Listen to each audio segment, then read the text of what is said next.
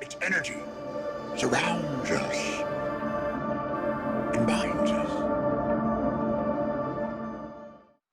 Hey, what's up, everybody, and welcome back to Carbonite Convos. We have a pretty special episode today. This is our first time teaming up with another podcast. Luckily, it was a podcast in the area called the Nerd Academy podcast. So we have one of the main guys over there, Jarod. If you want to introduce yourself. Yeah, hi. First of all, thank you so much for having me and for the honor of being your first guest. That's awesome. Yeah, I host the shows over at the Nerd Academy podcast. We have our main show, the Nerd Academy podcast, where we cover all of nerddom with the exception of Star Wars, because Star Wars has its own show, Knights of the Nerd Republic, which goes up Sunday mornings. Nerd Academy goes up Tuesday mornings. And then we have our bi-weekly show, Campus Life, which is every other Thursday, which is just us kind of riffing and shooting the breeze. But we cover all things nerddom, both discussion and news when there is news to round up. Definitely yeah. A lot these past couple weeks. A lot of news coming out. Yeah, And I love the name of that podcast, the Knights of the Nerd Republic. Man, that's awesome. Thank you very much. I appreciate it. It was whenever we sat down, because it's all of our. Most of the show is people who we've all grown up together.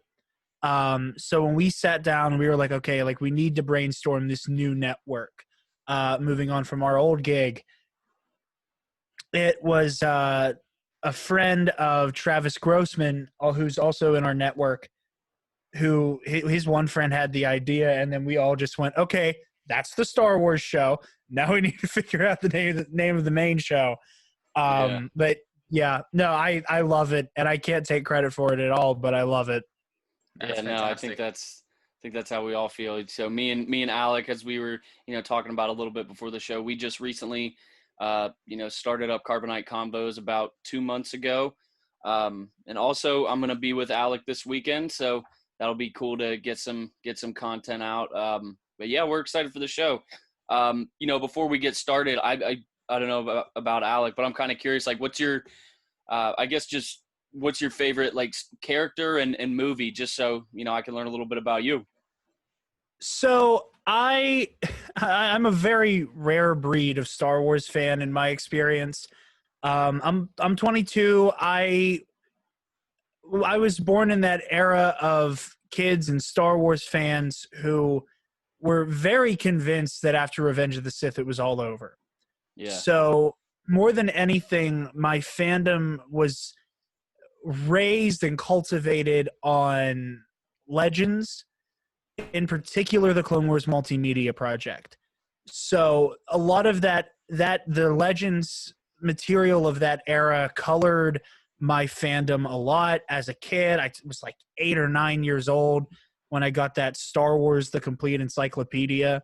Yeah. That was just basically a history textbook of what was canon then. So like all the way back to like the Jedi Order up to Luke's New Jedi Order. It was basically a history textbook that I went a little too hard in as a younger lad. However, where the rare part comes in is I love the new era very much. I know a lot of people who are those Legends diehards aren't super into it, and disagreements where they may be. My favorite movie is The Last Jedi. Wow, that's awesome. I say That's that, and I know I get nervous every time I say it out loud. No, I don't blame you. It's good to have a sequel lover on, though, because I feel just too often I just see so much hate on what Disney's done, and I'm in that same boat. I'm 24, so after Revenge of the Sith, I thought it was done too, and then when in 2015 when The Force Awakens was announced, I just remember, well, I know it came out in 2015. I don't know if it was announced the year before or sometime. It would have been about 2012, I think, is when Disney bought Lucasfilm. I remember when they announced that movie, it was, I didn't even think anything of it, you know, like that was a point in my life where I was moving off to college. So I remember a week after the movie came out, I moved away from my family, which I'm a big family guy. I moved to Pittsburgh from Florida. And, you know, Star Wars was kind of that family that was able to come with me up to Pittsburgh. And, you know, That's beautiful. I love the sequel trilogy. I love The Last Jedi. Personally, my favorite movie from the sequel trilogy is The Force Awakens, just because that was kind of like the revival for Star Wars from me, and I really liked that idea. So personally, that's my favorite. But overall, I'm a big original trilogy guy. I gotta ask, what makes Jared? What makes The Last Jedi stand out to you the most among the sequel trilogy? For me, a lot of it has to do with, to answer the other half of that question, favorite character is Kylo Ren. Used to be Nice, Darth yeah. Vader. I used to be the Vader zealot, and then Kylo came onto the scene and he won my heart. However, for me, The Last Jedi,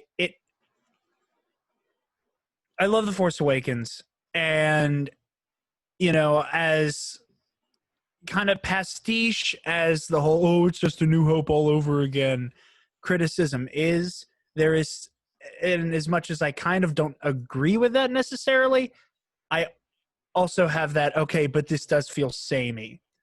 The Last Jedi feels simultaneously so different in its in its storytelling and in the way it's crafted, while simultaneously having the tone and themes and ideas that make Star Wars Star Wars. Like, it is all of those themes of family and, you know, inner conflict, interpersonal conflict, the idea of redemption, of knowing, of the idea of somebody being too far gone to save them, of failure, of, you know, just the Force in general, the presence and the role it plays in The Last Jedi. It's very unique to Star Wars, but has all of those themes taken to the nth degree.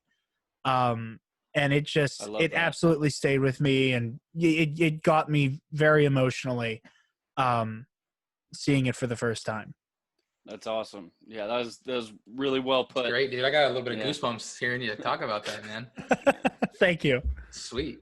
So, I guess we want to jump into some of the news from the past couple weeks. Now let's do it. All right. So I know we talked about a little bit of it last week, but you know, I don't think we need to go down a list or anything. Jared, you know, what's out of everything announced these past few weeks, what are you most excited for? That's a good question. I am very intrigued by the concept of the Bad Batch TV show. Yeah. With the press release and how it talked about, like, the Bad Batch finding its place as this mercenary group, it kind of leaves the question of, well, what were they up to during Order 66 up in the air? Mm-hmm. Which is immediately the question I want answered. Because to me, I think with the Bad Batch, you have this, you know, Black Ops, you know, very cloak and dagger unit of clone troopers. And I think seeing them boots on the ground during the most heinous and violent act that the clone army committed would be interesting. Now, again, Star Wars at its core for kids, so exactly how much you can get into the nature of that is up in the air. But still, Clone Wars gets away with a whole lot of brutal stuff. You are not wrong. Like, in the final episode, we saw Darth Maul cut a dude in half with a door. Like, it's not they're not pearl clutching too much for the children. However, there is still a line that I don't know if they're prepared to cross. There is also the reporting that Rex and Ahsoka will be appearing in it. Yeah. So if I were a betting man, I would say, I think and I hope to see Ahsoka and Rex's role in the narrative to be that of taking the Bad Batch off the board as far as the Purge goes. And once they are de-chipped and kind of like de-imperialized, that's when they go, into their mercenary life, and we get to see that from there. Yeah. But that just the concept of seeing them during the purge, completely has my attention. I think going off of that, any different view we can see of Order 66, I'm all for it, because we've seen a couple. Obviously, we have Revenge of the Sith, Clone Wars Season 7. We have I always forget the Fallen Order video game. Yeah. There's got to be. I felt like there was one or two more, but I always love seeing Order 66 from all these different angles and how it affected these surviving Jedi. So definitely that's going to be really interesting to see more of just a very focused view from these five clone troopers. So I'm really excited for that as well. Yeah. And again, it just comes down to the fact that, like, and as much as I am, like, my favorite kind of Star Wars stuff is dealing with the Force and the Jedi and all of that, I very badly want to see Order 66 from the perspective of a clone trooper who isn't broken free of the brainwashing, and just seeing that complete shift in attitude of, oh yeah, I need to fill you with blaster bolts now, so hold still and we can get this over with quickly. That there's just that immediate heel turn with all of them that I would really like to see. No, I like that you said that, because at the end of the Clone Wars series, we got a little bit of that. As far as like the emotional side of seeing their brothers turn. So I love to see Rex and like the emotional side behind, the reason he's doing everything. Because we get to see him in Rebels a lot, but that's after, obviously, and you can tell he's been through a lot. There's a lot of scars. Especially in the episode in Rebels, The Last Battle, where like they finish the Clone War, essentially. Kanan talks about, there's scars you can't see. And I'd love to see, like, obviously some of the stories behind that. And I can only imagine the road they can take doing that. Absolutely. And I think that if there's one thing Disney Star Wars has absolutely hit out of the park, there's a lot more than one thing, but the one thing for me at least is the idea of showing the mental and emotional side of living through these events and what that leaves you with. Like Ben Solo is this, victim of horrific abuse and, brainwashing and all of that. And with the clones, like, where do you go? Like, especially for the Rexes and the Wolves and the Gregor, who got the chip out, didn't take the lives of people who they were super close to. Where do you go from there, knowing that the whole time you were a puppet, that you were bred to befriend and then murder all of these people? What place does that leave you in? And especially with the Bad Batch of, like, we deliberately turned you into the best killing machines that we could. Now live with that. That's insane. It's really heavy stuff. The concept of that alone, like, that is literally demonic. Like, that's crazy. You have these these beings bred for war, and they have no idea they're being bred for that purpose necessarily. I think not they're for being war, bred for their end result. Mm-hmm. They're being bred for war, and what do you do when the war's over? So I think that's you hit the nail on the head. Just showing the emotional side and like the inner conflict that they're going to go through. I'm really excited to see that all around. So that should be fun. Kind of switching gears. It's a rumor right now, so it's not news. But how do you guys feel about Tarkin possibly making an appearance in the Cassian Andor show? I'm excited for it. I think that knowing that with the rumor, not necessarily knowing, but with that information, that implies one hell of a budget for Cassian. And granted, like, the money they threw at Mandalorian was like Game of Thrones tier, which doesn't Yeah. surprise anybody, and Disney can afford it. But not knowing how much Tarkin would play a role, just knowing that he would be there requires a whole lot of special effects already being on the table just for one character to appear, even if it's for one scene. But if it's making the news cycle, it's probably more than one scene in one episode. Yeah. So, like, it's more the greater implications of Tarkin being in it that's like, okay, how much are you kind of slamming down on the table in the making of this show? But, yeah, no, I'm excited by it. I love Grand Moff Tarkin. He's one of my favorite Imperials. So, the more the merrier with him. That's a good point, though. Like, that's a lot of work for one individual character. I mean, if they can make it work, I mean, there's so much they can do with that. Just from doing research as far as like trying to make an episode on Tarkin, there's so much he's done. Yeah. So many battles, so many important battles, and just like the things he's done and the things he's like committed, and the type of person. And I don't know if they'd cover his background about like, you know, growing up in his military style family and those sort of things. But dude, there's so many options they could take with that. So I'd love to see some of, I don't know if it'd be a battle or something along those lines, or I'd love to even see like him coming to power after Krennic is killed. Well, the thing about it is cool. it's not going to, that would be cool to see, but with this show, it is going to be during, obviously it's not going to be after Rogue One because Cassian's dead, but it'll be, you know, sometime before. So I think, you know, we are going to see him when the Death Star's, again, if he's even in it, but you know, the Death Star is being built. Nobody knows it yet. So I'm curious to see if we'll even hear about, you know, Project Stardust or anything like that. But I guess I've just been trying to, you know, connect the dots in my head on where in the timeline this will be and what possible characters could even branch in after that.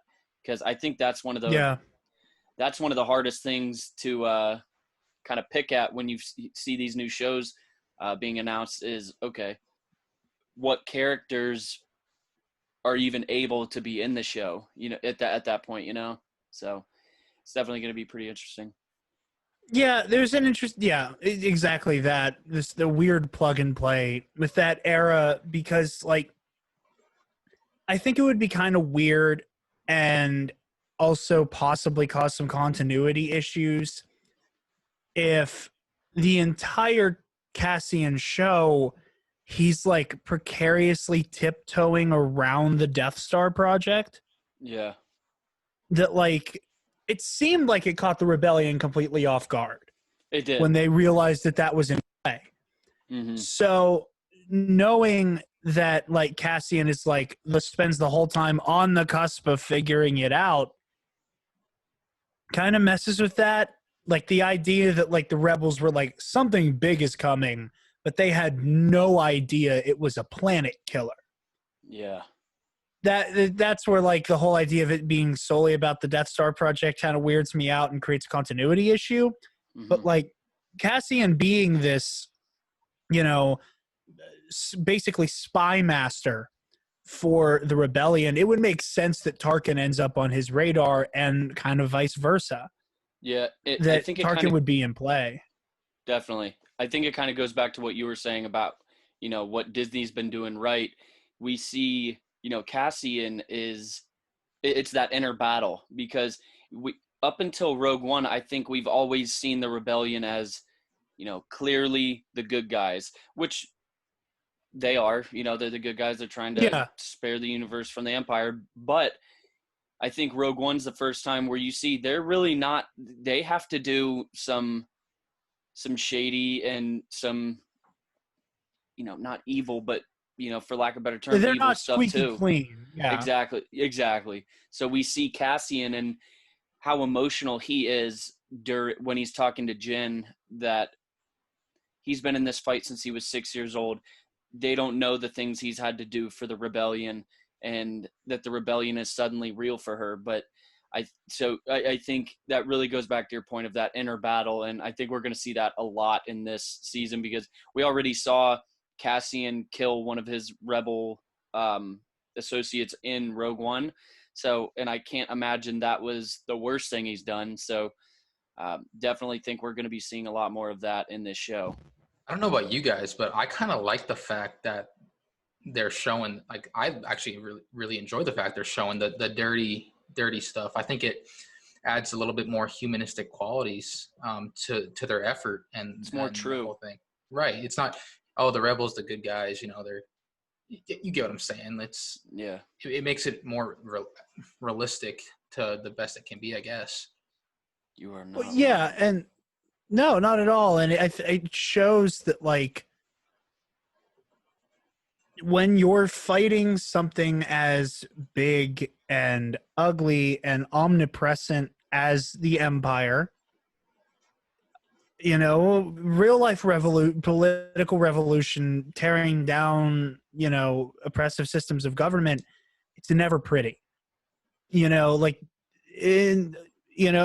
a very real thing that they're introducing to this very fanciful conflict that, in theory, it's nice to pretend that all these revolutionaries, they all did the right thing every time, and nobody was a little bit more fanatical, and there weren't people who were making the hard decisions that the people in charge didn't want to be attached to.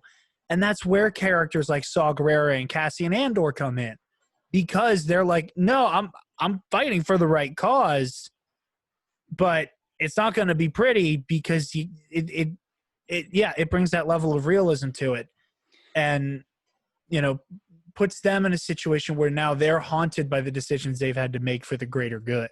Definitely. I like that you said that too, because it kind of makes them more relatable to some sort of villainous characters. Because I mean, in my opinion, looking at things, villains, are doing things to prove their point and to do what they believe is right. For example, I know it's not Star Wars, like Thanos in the MCU. Okay.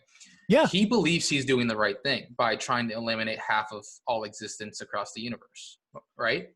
So it's kind of the same thing. The rebels are doing what they believe is right, whether it's having to kill, whoever, or do whatever they have to do. It's kind of the same concept. And being someone who's a big fan of villains, and that's typically what I like to kind of look at. It's good to see just from this perspective, because it makes you like them a little bit more, Yeah. And, Thanos is a great example where, I think the thing that makes him such a great villain, and hell, the Russo brothers even said it themselves, where, like, you catch yourself almost rooting for Thanos because he so clearly believes in what he's doing. And, like, especially by the time of Endgame, he even says, he's like, oh, yeah, I had no use for the Infinity Stones, so I destroyed them. Mm-hmm. Where, like, this isn't about him. Like, it is about him on in the same way that anybody who, even if they do believe what they're doing is right, that there is an egomania that feeds it, that they have to be the one to do it, that they're the only person who can fix that problem. That, he is so convinced that he's doing the right thing that you almost give him a pass. And it's the reminders of how heinous what he is prepared to do that keeps you from doing so. And, same can be said of Anakin. During his turn, like, in his mind, and again, you get into what I also think makes a lot of villains fascinating, is where you have the, I'm convinced what I'm doing is right, but mixed with that, there's also an element of justification that they probably do realize what they're doing is wrong, but they have to keep doubling down on the excuse they're giving so that they can continue to do it. Like, at what body count will Anakin be convinced that Padme is safe? Yeah. I think it, like, how, yeah. Going off that topic, I think a good example is when Darth Maul when Ezra first meets Maul. So we see Maul say,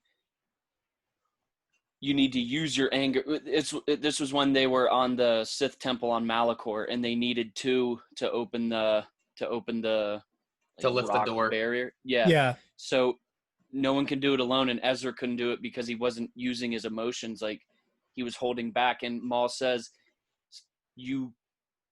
if you, obviously I'm paraphrasing, but if you hold back, then you will never win. You will never, you'll never reach that goal if you're not prepared to do what's asked. And that goes back to Thanos again, having to kill Gamora to get the Soul Stone.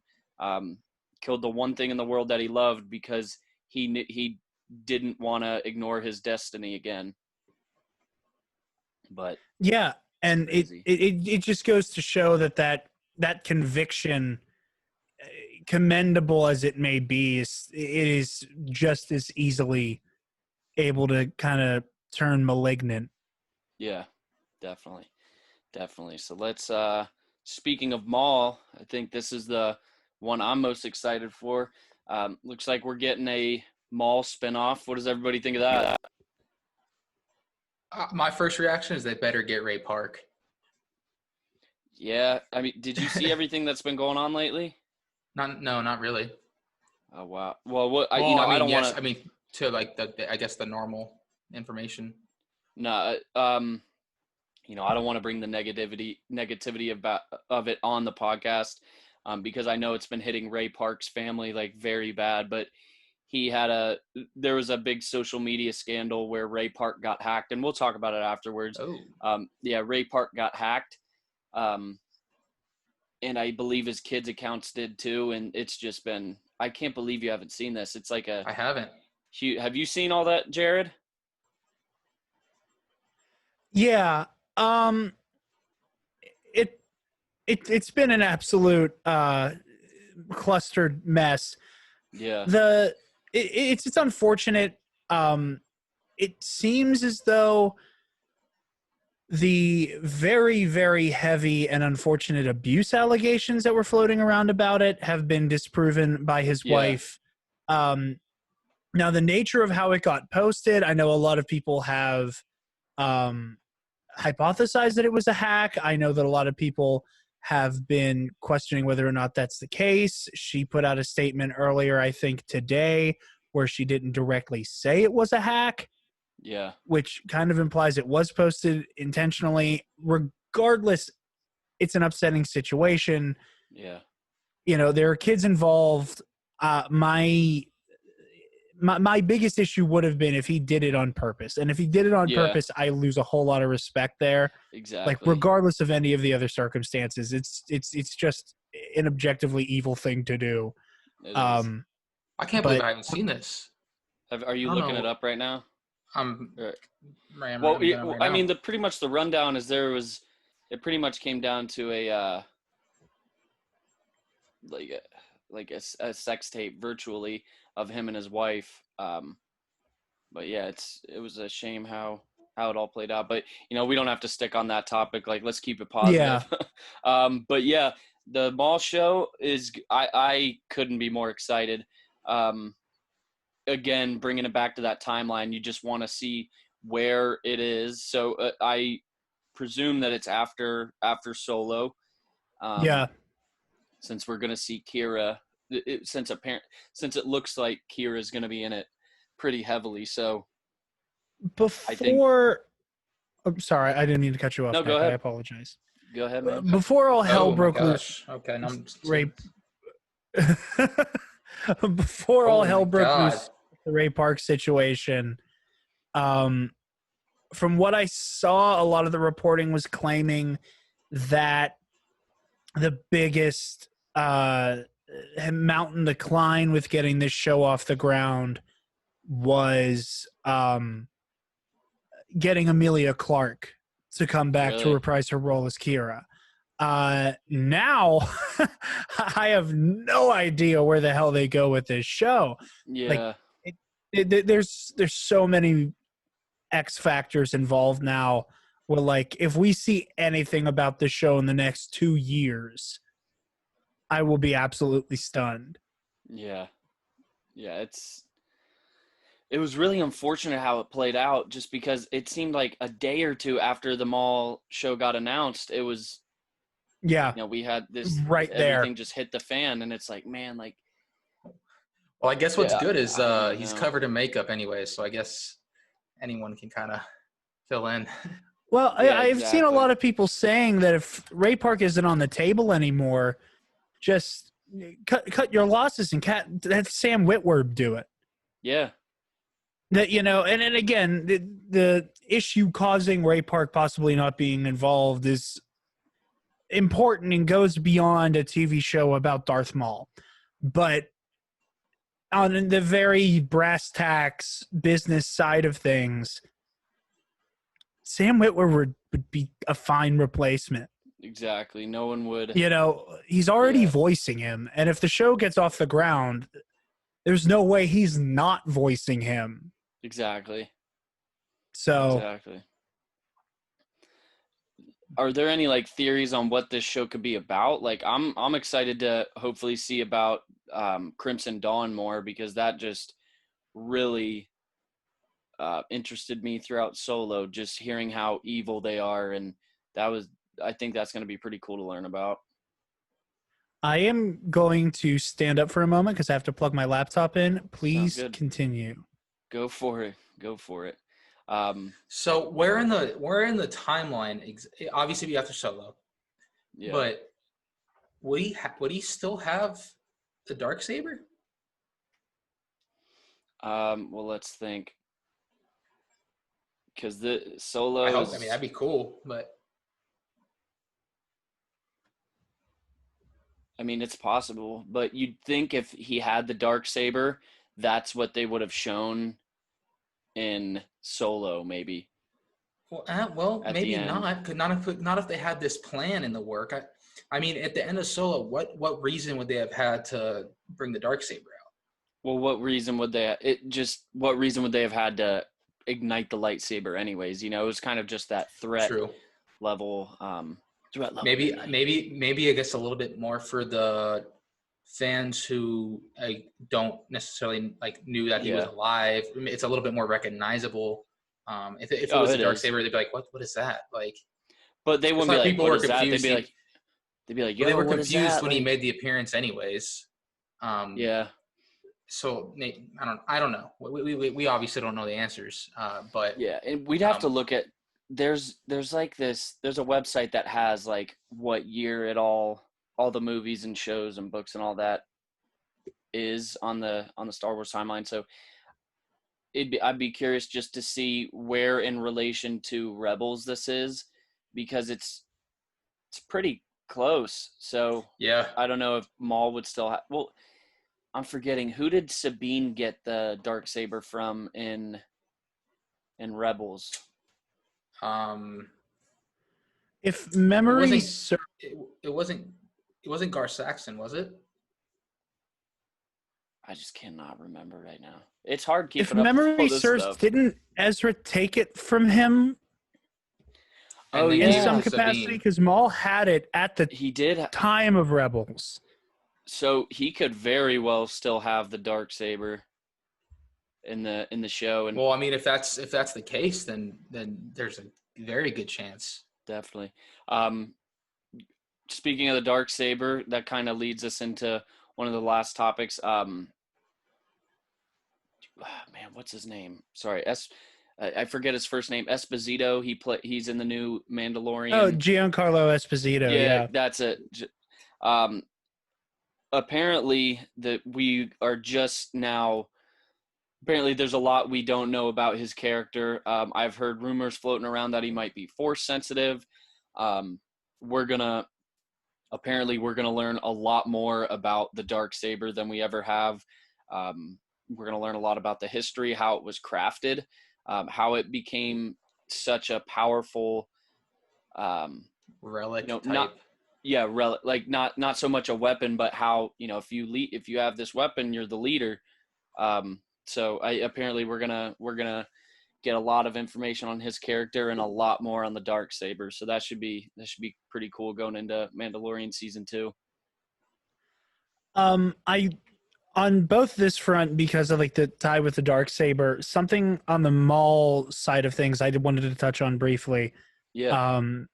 Is, and I could hear a little bit of what you guys were saying, but the thing that interests me the most is that by the time we see Maul in Rebels, he has nothing.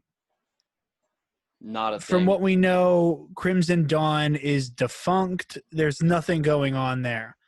I really want to see him lose his criminal empire, and I would like to see a showdown between him and Vader being a part of that, where again, you have Palpatine going, "Oh hey, robot leg boy's acting a fool. Vader, it's your turn. Take out the trash." Yeah. Well, Alec, I don't know if you knew this, because we've been talking a lot about Rebels lately, but originally in Twilight of the Apprentice, Obi-Wan was not supposed to kill Maul in Rebels. The original plan was Maul was going to fight Vader on Malachor before Ahsoka fought. Vader was going to kill Maul on Malachor in that episode, but Dave Filoni thought that those characters just really didn't have – yes, the fans would absolutely love it seeing Darth Maul and Vader fight, but he didn't want to kill him in that sense because there's really no reason for Vader to kill him. There's more of a connection with Obi-Wan. Exactly. Yeah. And I think it'd it's be interesting that – I'm sorry. No, go ahead. There's a lag on my side. I keep interrupting you, and I'm very sorry about that. No, you're good, man. You're good. Go ahead. I think it's interesting that Dave Filoni took the stance of, well, there's not a real connection between Vader and Maul, so there's no point in having them fight. For him to turn around and do season 7 of Rebels and make it very clear a decided rivalry between those two characters, it would not surprise me if they laid that seed of Maul, I would argue maybe even a little bit more than Obi-Wan, sees Anakin as this figure of, you took everything from me. Yeah. That's a great agree. point. Where it's like, I was the stepping stone that led to you. Like, Obi-Wan took me out of play, but I was always going to get replaced by you. Mm-hmm. I think it would be awesome to see a fight between those two. Those are like arguably the two most famous Sith. There are many more, but though, if you ask a basics, like beginner Star Wars fan, name 2 Sith, Darth Maul and Vader are going to be those two. So I think most likely, yeah. I think seeing them fight, that would be like a dream come true for so many fans. I like you brought that up. Well, Jarod, you brought that up. The seed in the last season of Clone Wars, it just kind of dawned on me how much he talks about in Rebels, Maul and Ezra, talking about how much Maul hates the Empire. Like, truly hates it. I completely forgot that wasn't even a thing. So I guess that's a pretty close connection. Wow, that's a lot. He talks about how much he hates the Sith as well, because the Sith took everything, every single thing from him, took him from his parents. I believe they killed him too, I thought, but took him from his parents, raised him to do this one thing. The second killed his brother. Yep, killed his brother. The second something happened, he was thrown in the trash, man. Yeah, and again, Disney has done such a great job at turning these villains into like these victims of radicalization, where like that's the case with Kylo Ren. Darth Maul, he's a kid who is just completely brainwashed into the Sith dogma. How could you not expect him to either die a Sith fanatic or become just rage against the machine there? And I think another nice little tie-in to Rebels, because God knows Star Wars likes giving an entire story to a throwaway line of dialogue.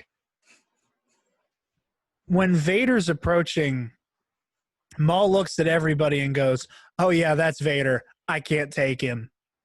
I can't do it alone." Like, Maul knows he will get what's left of his ass handed to him. Yep.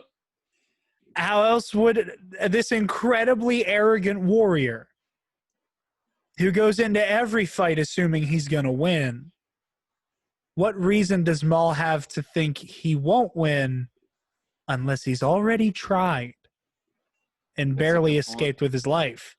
It's a really good point. That's yeah, I really haven't thought That's of it sweet. like that. That's sweet. because I actually I'm rewatching Rebels right now, and I just watched Twilight of the Apprentice. I'm talking about the right episodes, right? Yeah. Yeah, Twilight of the Apprentice. I just watched those yesterday, so I was sitting there jaw dropping again, just watching this whole arc play out. But it's insane.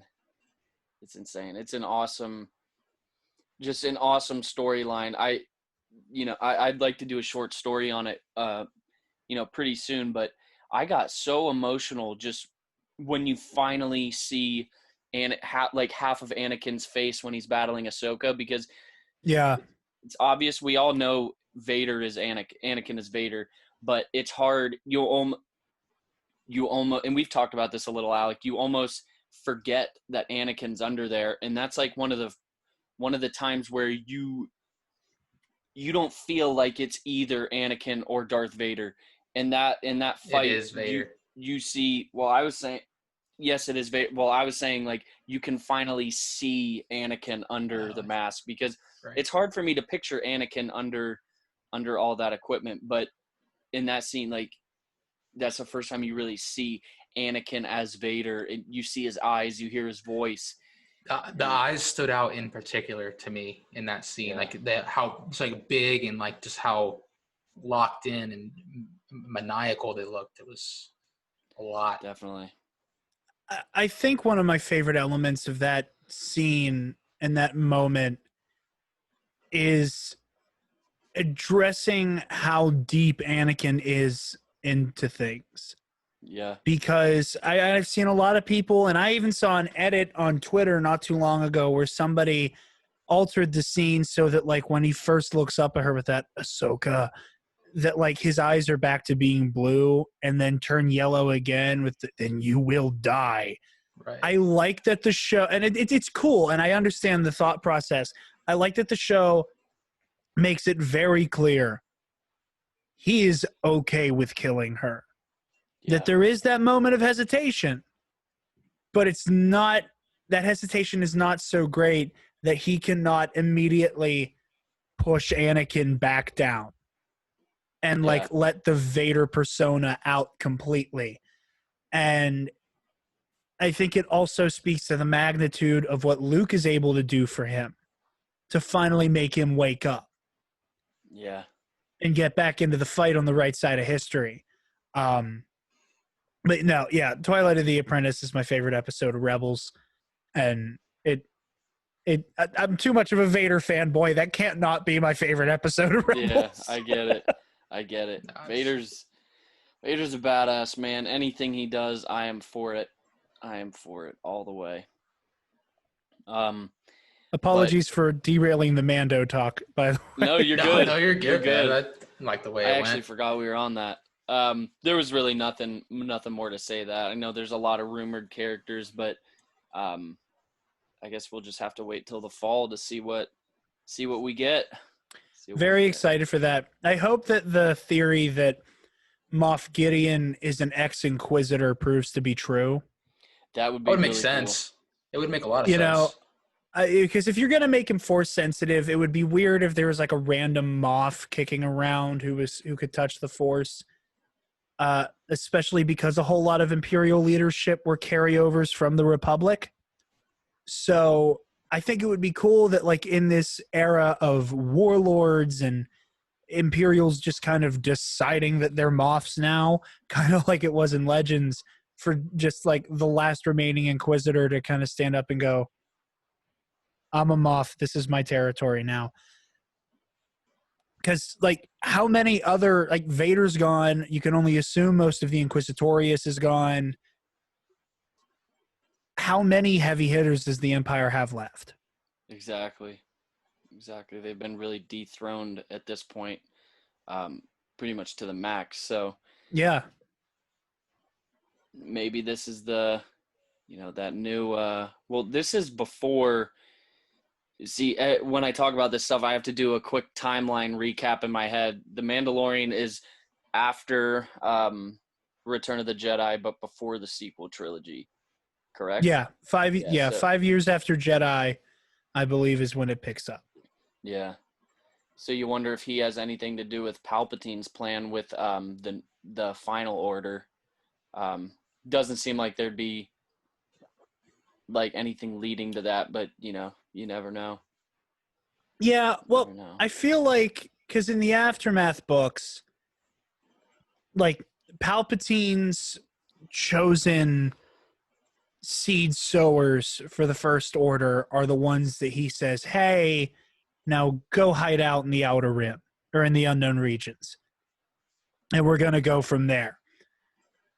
The fact that like his favorites are sent out when they are, it makes me think that like the Imperial remnant that's still active during the Mandalorian is the little scraps that made it past the Battle of Jakku, but weren't chosen by Palpatine. Yeah. Which I think says a lot about, again, the idea that Gideon is taking this role for himself, not because he wants to rebuild the Empire, but because he wants his own empire. That if he was an Inquisitor and if he was that close to the Emperor and Vader, that he recognized, I don't have room for somebody who wants to play like the Game of Thronesian cutthroat nonsense. I don't have time for you. I have to rebuild everything. So if you want to terrorize everybody who beat us the first time while we're working on this, stay over there. Mm-hmm. But if Moff Gideon is as devious as I think he is, it would make sense that Palpatine didn't want him as kind of the ground zero for the First Order. Yeah, he makes some good points. Good points. Was there any news that I missed? I'm sure there's some out I guess there. just the fact that everything's pushed back a year. Yeah. It's unfortunate. First movie's but, coming in 2023, December.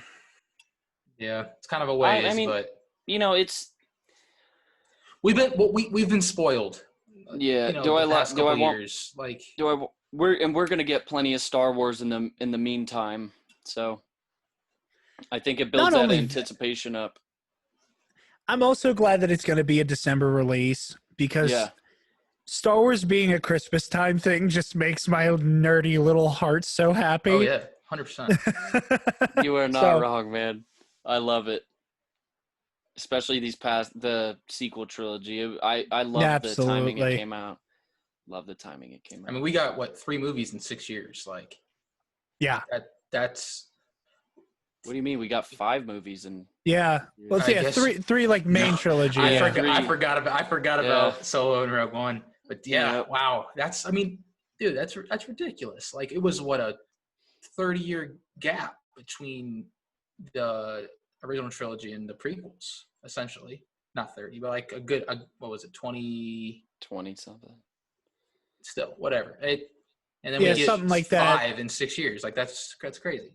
Yeah, more like 15 years. But it's close. Yep. It's just so great. Like, it just makes me happy. 100%. Like, it's Star Wars all the time, the way we've all wanted it to be. But somehow there's people still complaining.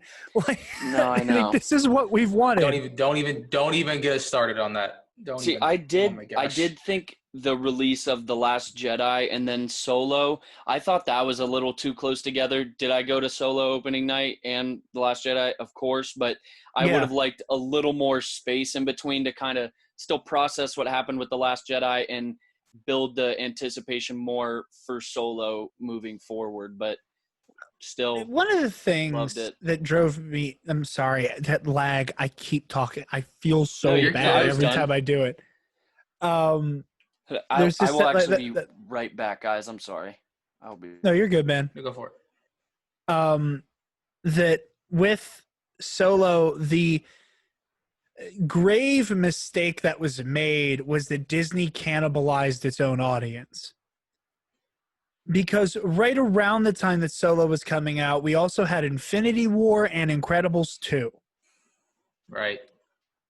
How do you expect again, as much as I loved Solo and did not expect to love Solo as much as I did, how can you imagine the young Han Solo spin-off movie that absolutely nobody asked for to somehow hold court with Avengers and a Disney sequel that people had been clamoring for over a decade? Yeah. Incredibles 1 came out in like 2004 or 5, I think.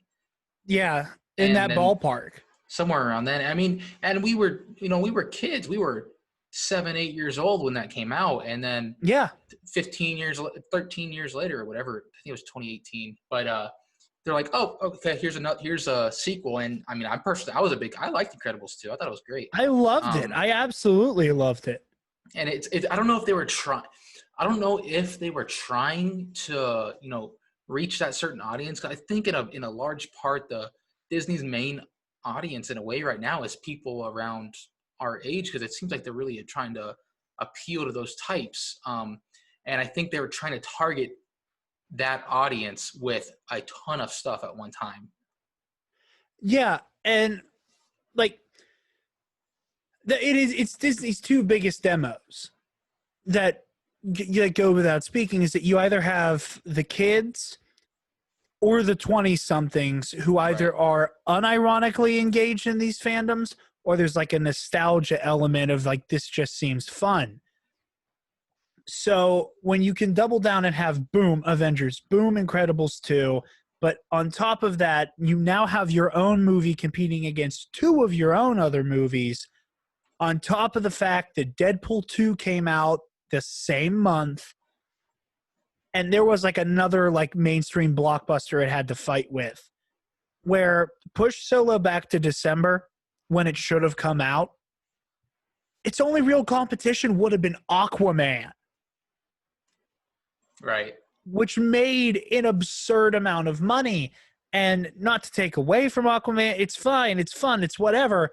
I truly do not think that Aquaman would have made that same money if it had to go toe-to-toe with Star Wars. No, I agree. And personally, Aquaman's my favorite DC movie in general, but I completely agree. And then it keeps that theme of the December, Christmassy time, Star Wars releases.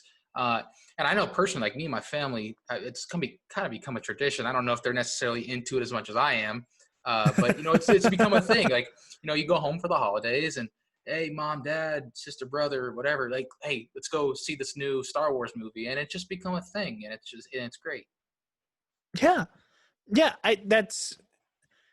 I look forward to it because I stayed relatively local, and all my friends who I do all the Nerd Academy stuff with, like, whenever everybody's back home from school, that's like the thing is like, okay, how many times are we all going to go see this movie together?